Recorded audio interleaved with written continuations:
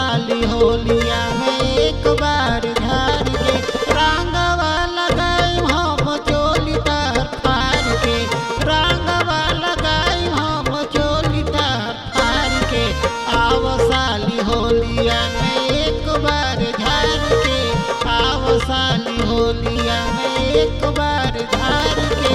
आओ साली होलिया में एक बार झारी के आओ साली होलिया में एक बार झारी के चले डहरिया तो नदी बीच नैया हिलोर मारे करी हैया ये गोरी हिलोर मारे करी हैया ये गोरी हिलोर मारे जो घलवा फागुन होता रंगवा के बारखा रंगवा के बारखा हो रंगवा के बारखा अबही से साली तहर सुखल बा दिया रखा सुखल बादिया रखा हो सुखल बादिया रखा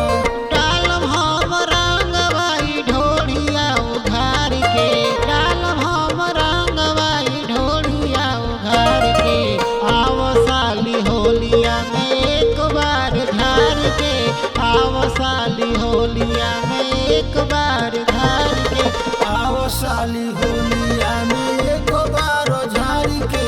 आओ साली होलिया में एक बार झारी के कहाँ से बोढ़नी ममलू हो गोरिया ऐसन बूटीदार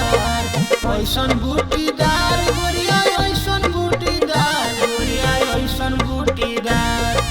ओढ़नी उड़ाई के हिलवलू हो गुरुया रुपिया बिहार